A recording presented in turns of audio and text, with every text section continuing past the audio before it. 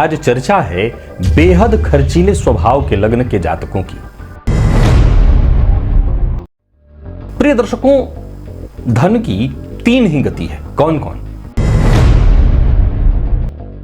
अब हर व्यक्ति खर्च अपने हिसाब से और अपने औकात के हिसाब से करता है, सभी करते हैं।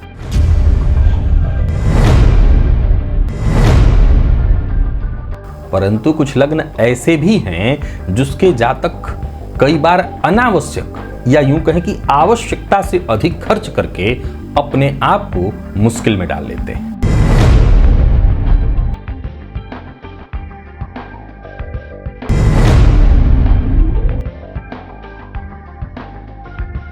ये शौकीन तो होते हैं, अपने रास रंग पर ये खर्च करते हैं, इसमें कहीं कोई दो मत नहीं है। कौन कौन से हैं वो लग्न? उससे भी ज्यादा इनका जो खर्च होता है, इनके परिवार के सदस्य जो कि इन्हीं के ऊपर निर्भर करते हैं।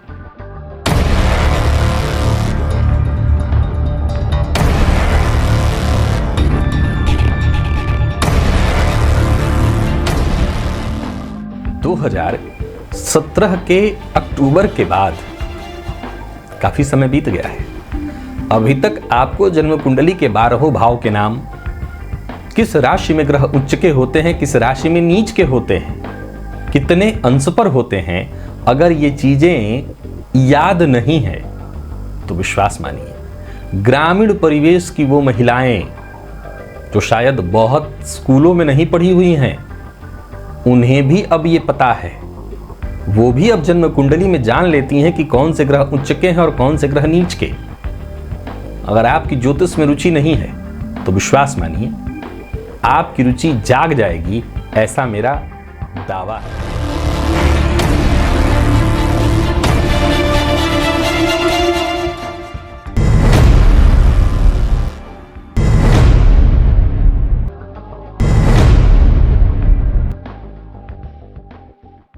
नमस्कार प्रिय दर्शकों, हाजिर हूं मैं लग्न से संबंधित ज्योतिषीय कार्यक्रम की हमारी ये जो श्रृंखला जारी है, उस श्रृंखला की आज 7वीं कड़ी लेकर।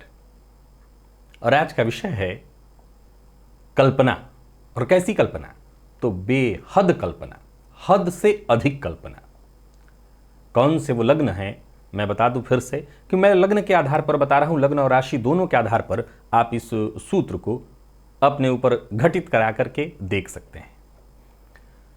तो कौन से वो लग्न हैं जो कल्पना करते हैं और कैसा करते हैं? तो बेहद करते हैं।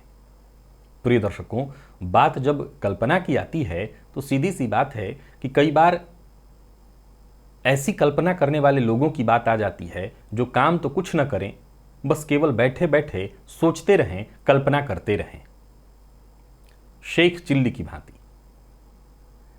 तो आज जानेंगे कि वो लग्न कौन कौन से हैं, वो 6 लग्न कौन कौन से हैं। आज इसकी चर्चा होगी।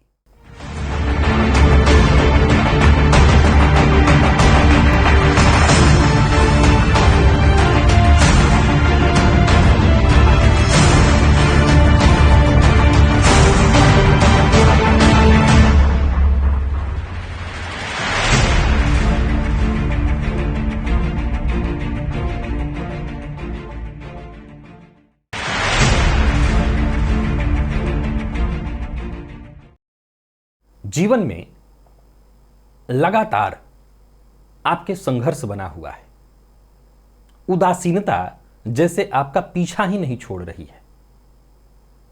और कुंडली देखा तो पता चला शनिदेव सबसे बलवान है, पर आपको तो ये पता ही नहीं है। सन 2017 के बाद भी अगर आपको ये पता नहीं है तो क्यों नहीं पता है?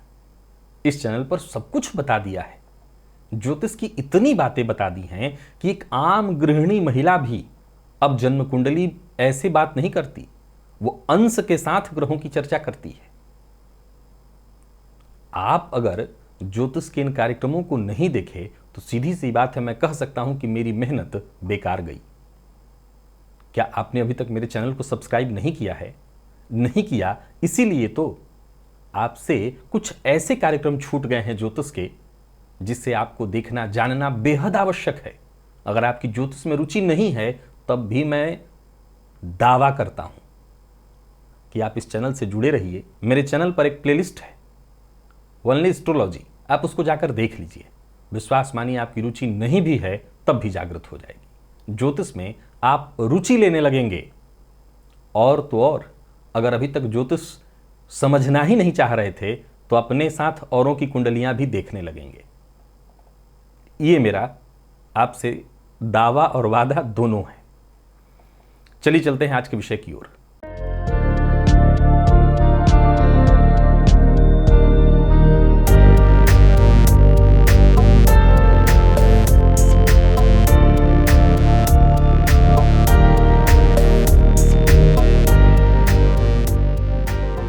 प्रिय दर्शकों, कल्पना देखा जाए तो कल्पना बेहद आवश्यक है। यह प्रकृति प्रदत्त मानवों के लिए वरदान है। मनुष्य कल्पना कर सकता है। यदि किसी कार्य को करने से पूर्व आरंभ से लेकर के अंत तक हम एक मोटा मोटी ही कल्पना कर लें, खाका बना ले मन में, तो कार्य से क्या लाभ होने वाला है, क्या हानि होने वाली है, हम पहले उसे भली भांति समझने का प्रयत्न तो कर ही सकते हैं। बाद में क्या होगा कि कार्य असफल भी होता है तो हम बहुत ज्यादा परेशान और दुखी नहीं हो, क्योंकि हमें पहले ही कल्पना की थी। परंतु कल्पना खूब की जाए, खूब, पर बात उस कल्पना को जब मूर्त रूप देने की आए, बारी मूर्त रूप देने की आए, तो हम पीछे हट जाएं। तो ये हमारे असफल होने की सूचना है। इसे ही कहते हैं ख्याली पुलाव पकाना। क्या आपके साथ भी ऐसा है? क्या आप भी बहुत ज्यादा ख्याली पुलाव पकाते हैं? क्या आप भी इन लग्नों से संबंधित हैं? कौन कौन से हैं ये लग्न? प्रिय दर्शकों, जन्म कुंडली का जो चौथा भाव है वो भावना है, हृदय, मन। तो वहीं जन्म कुंडली का जो पंचम भाव है वो कल्पना है, विचार। अब कल्पना के मामले में चतुर्थ भाव भी सहयोगी है, परंतु मुख्यतः भाव है पंचम ही। अब 6 ऐसे लग्न हैं जो हद से अधिक कल्पना करते हैं। कौन कौन? अलग बात है कि सबकी कल्पनाएं एक जैसी नहीं हैं। हर किसी की कल्पना अलग है और हर किसी की अपनी कल्पना के आधार पर अपनी कल्पना को मूर्त रूप देने का तरीका अलग है। आइए जान लेते हैं कि वो लग्न कौन कौन से हैं। प्रिय दर्शकों, पहला लग्न है कर्क लग्न। यह जल तत्व का लग्न है। इस लग्न का जो तत्व है वो जल। इस लग्न के जातकों के अंदर आलस्य की मात्रा खूब देखने को मिलती है। और इनके पंचम भाव को अगर आप देखेंगे तो पंचम भाव में आपको जल तत्वीय वृश्चिक राशि आपको दिखाई पड़ेगी। हम जब किसी नदी का उदाहरण लेते हैं तो क्या कहते हैं नदी को? अल्हड़, मस्त मौला। ऐसे ही जल तत्व के लोग होते हैं, अल्हड़, मस्त मौला। अब जरा समझना होगा, क्या जब मैंने बेहद धनवान लोगों की चर्चा की थी तो मैंने कर्क लग्न की चर्चा बेहद धनवान में की थी। अब सवाल उठता है कि जो बेहद मस्त मौला हो, मजे में जिंदगी जीता हो, काम से उसको लेना देना न हो, वो धनवान कैसे हो जाएगा? ये दोनों बातें तो एक साथ नहीं मिल रही है। इसके पीछे कारण है। इसके पीछे कारण है कर्क लग्न के 5वें भाव में जो राशि बनती है वो वृश्चिक राशि है, जो कि अर्ध जलीय राशि है, पूर्ण जलीय राशि नहीं है। तो अर्ध जलीय होने के चलते कर्क लग्न वाले क्या करते हैं कि औरों का काम समय पर पूर्ण कर देते हैं। कार्य क्षेत्र में इन्हें जो काम मिलता है उस काम में एक कोताही नहीं बरतते, बल्कि वक्त पर पूरा करके दे देते हैं। तो धन तो ये कमा लेते हैं, लेकिन खुद के कार्य के लिए ये ज्यादातर मामलों में कल्पना ही करते रहते हैं। आज करेंगे, कल करेंगे, टाल मटोल इनके स्वभाव में ही होता है। फलतः इनको आप कह सकते हैं कल्पना करने वाला लग्न, और खूब कल्पना, बेहद कल्पना। दूसरा लग्न वृश्चिक है। इनकी कल्पना करने की आदत भी बहुत हद तक ऐसी ही है।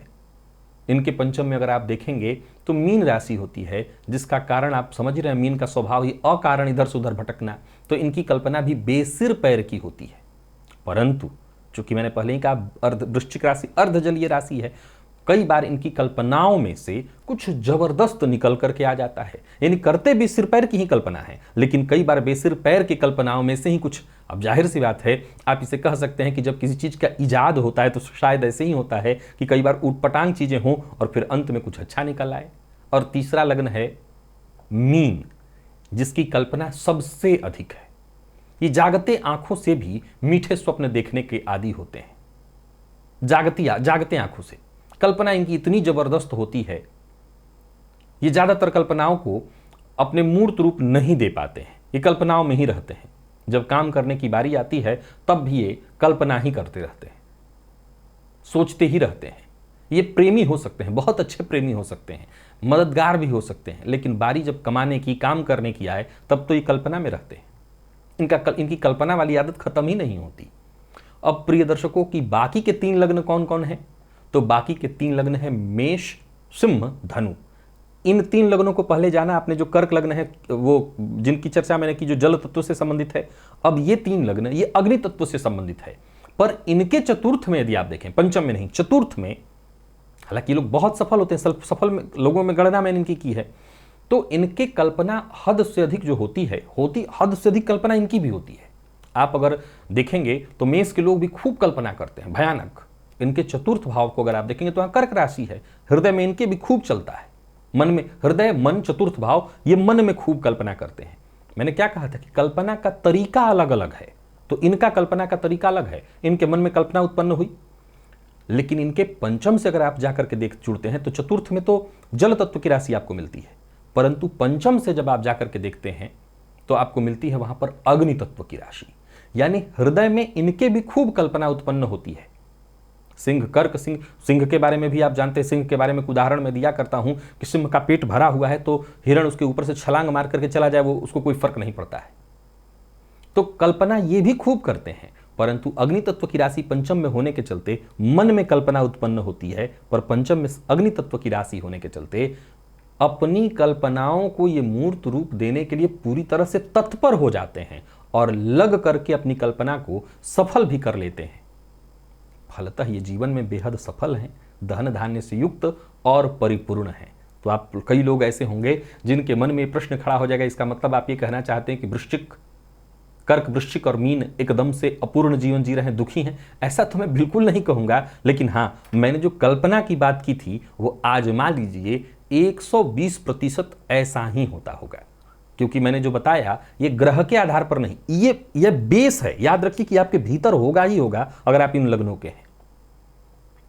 तो आशा करता हूं अगर ये आप आजमा लीजिए। बुरा भला अलग बात है कि आपको बुरा लग सकता है, पर अगर सही है तो लाइक करना होगा आपको। आज के लिए बस इतना ही, इजाजत दीजिए, पुनः मुलाकात होगी। तब तक के लिए नमस्कार।